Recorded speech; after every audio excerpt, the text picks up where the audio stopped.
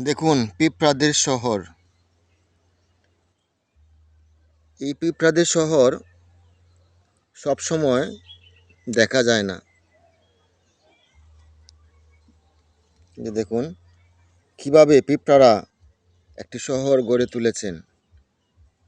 তারা পৃথিবীর মাটিগুলোকে উপরে উঠিয়ে তারা বাসা তৈরি করে। এই যে দেখুন মাটির ফাঁকে ফাঁকে অনেক বাসা রয়েছে। আমরা একটু কাছ থেকে লক্ষ্য করে দেখি, পিপিলিকা বা পিঁপড়া তারা কিভাবে বাসায় প্রবেশ করে। যে দেখুন তারা কিন্তু খাবার আদান প্রদান করে। আমরা এখানে বেশ কিছু পিঁপড়াকে দেখছি, তারা কিভাবে এক বাসা থেকে আরেক বাসায় যোগাযোগ করছে।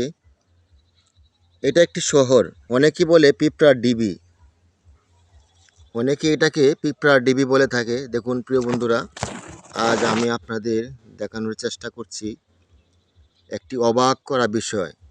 মানুষেরা যেভাবে বসতি স্থাপন করে জনপদ গড়ে তোলে, এটিও পিঁপড়াদের একটি জনপদ। এখানে অনেক পিঁপড়া, শত শত হাজার হাজার পিঁপড়া তারা কিন্তু এই যে ছুটে চলছে, এবং তারা হয়তো এখানে কোনো উৎসবের আমেজ তৈরি হয়েছে। এক পাড়া থেকে আরেক পাড়ায় পিঁপড়ারা ছুটে বেড়াচ্ছে। এই যে দেখুন এখানে একটি পাড়া, দেখছেন এখানে একটি পাড়া, এখানে আরেকটি পাড়া।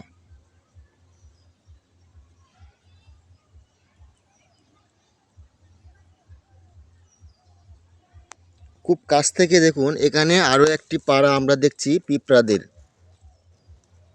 ঘাসের এবং বিভিন্ন লতা গুল্মের ভিতর তারা বিভিন্ন রকম প্ল্যান করে তারা বাসা তৈরি করেছে। এখানে আরও একটি বাসা। এই ডিবিটি বেশ বড়।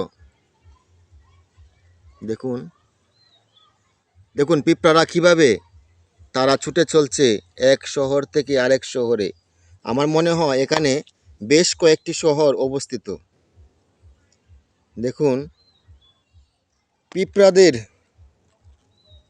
অবাধ বিচরণ, তারা যেন একটি বিশাল সাম্রাজ্য বা শহর বা দেশ তারা গড়ে তুলেছে। পিঁপড়াদের আয়তন খুবই ছোট। এই ছোট পরিসরে তারা একটি শহর গড়ে তুলে যেন মনে হয় তাদের কাছে একটি বিশাল একটি শহর।